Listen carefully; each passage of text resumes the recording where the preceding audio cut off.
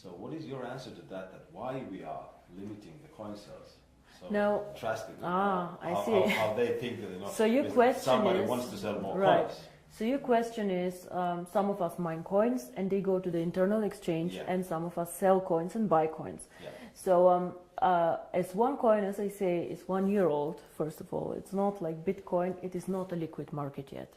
So it means that there might be a day where we have a huge demand for coin sales or huge demand for coin buying. And this is why we as a company always say buying and selling the coin should never be a reason why you join. The coin actually needs to be used. So we need to have some time, and I say always it's 3 to 5 years until we really manage to have a usability and a liquid market where you can do unlimited sales and buying actually on the market. Until then, Kari, if you do not have limits, for example, what can happen is that one person with a huge sales order or huge buy order can distort the price a lot. And this is what happens to Bitcoin often. I don't know if you see all this going up, down in a very, very big amount. And this is called volatility, and we do not want to have a very big volatility for our coin. People do not understand how it can be that Bitcoin today is worth $500 and tomorrow only 400 within a day. This is very disturbing, and if you are a merchant who takes Bitcoins, you don't want to have this, because you want to be sure that if you take a Bitcoin today, it will not be valued 20% or 30% less tomorrow. Of course, you're very happy if it's valued 30% more, but it goes both sides. Absolutely, yeah. So cryptocurrency is one of the riskiest assets actually out there. High volatility, low liquidity on the markets. So for us to achieve a high liquidity, we need to work first on the value creation of the coin, on the liquidity, and it will take time. So all these people, why we have created this exchange, we have created it so people can learn to trade it, but it's not a self, the idea is not just that we go buy and sell the coin there, but we wait for the usability of the coin. This coin is very, very young. We have so much way to go, but we have created miracles already. So I'm looking very, very positive into the future. But remember, the internal exchange is demand and supply. So you have to find somebody who wants to sell coins to buy, and the other way around. So the company itself is not obliged to buy back your coins or to sell your coins. If I don't have coins, I cannot sell them. Yeah? And as a company, we do not buy back the coins. So it's always you selling your coins to somebody else or somebody else buying from you. Don't forget also a bit the time differences. When China sleeps, you're awake, and so on. So sometimes, as I said, the market is not liquid and not efficient yet. And then the other question is, which relate to that, is that how is the value created? Now, there are two questions I think inside here. First is what is the value of cryptocurrency, and the second is how do we determine today if one coin is valued €1, €2, or €5? Yes. So we have a concept which is called mining difficulty. And there are calculators out there on the internet for Bitcoin. Everybody can Google them. You just Google Bitcoin mining difficulty calculator and you see how this is calculated. It's a very, very simple thing. You calculate, one is electricity costs for the mining, and the second is computer power. So to mine a coin, you need obviously a computer to do some calculations and electricity to get the computer running. So depending on these two things, the mining difficulty grows or goes down. It goes both ways. It can go up, it can go down. The more miner join, however, the more people who want to mine, the higher the mining difficulty goes, because more of them are in the pools.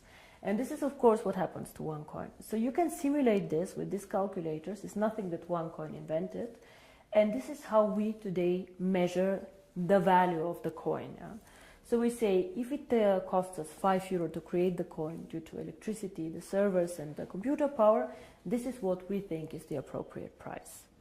Of course, it fluctuates up and down based on demand and supply, but always in a corridor actually that we have set.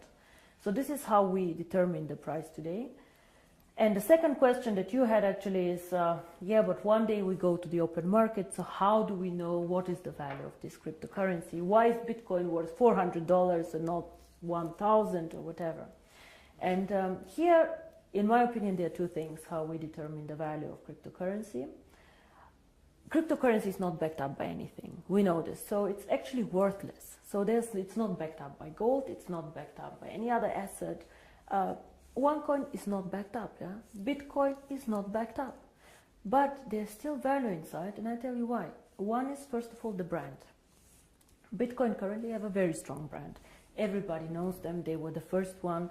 Of course, there are always good and bad things about the brand, but they are very well known. Milka Chocolate is a very well-known brand.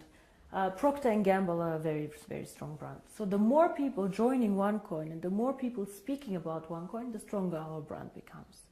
And this, I think, is something that makes us really a family, because if you go in the network marketing approach and go and sell shampoo, it does not make you stronger if somebody on a sideline sells shampoo. Only your downline makes you happy. But here, if another team makes OneCoin popular out there, this makes also your coin stronger and your team stronger. And this is something very, very special about OneCoin, I think. So the brand. And we have currently about 2 million paid members. In the database, we have over 10 million people who know about OneCoin. So we for sure have more users than Bitcoin, for sure. We are different, we are in a different system, but there are 2 million people who tomorrow could start using the coin if we want to. And this is great. So this is one part of the value, but most people use Bitcoin currently as value storage, like gold. I put it in the safe and I keep it there, which is okay, but a bit of a dangerous concept. Everything that goes up can also go down, and you're not special. You know, and if you're not special, why use OneCoin? Why not use 2 coin, 3 coin, dark coin, or not? So we are probably one of, or probably the only company who focuses so much on usability of cryptocurrency. Why cryptocurrency? How can it change the world? And our 2 slogans are the future of payments or join the financial revolution. We believe that actually cryptocurrency can be a vehicle for money transfers. So for example, as you do Western Union transfers, you can use cryptocurrency to do a transfer. Fast, borderless payments. And there's a huge demand for this. 2 billion of people have no bank account. 2 billion. Of course, we cannot capture all of them. But again, if we capture only 10 million or 100 million people, it's a network. It grows so fast. We see what happened, you know. December 2014, I was sitting at my desk and I had a bet with Per Carlson, who is not here anymore, if we will manage to have 10,000 people. And we did a huge celebration with 10,000 people. Today we have 2 million after 12 months. It is incredible, and this is the network effect. The more people know about OneCoin, the more they will come and the stronger the brand becomes.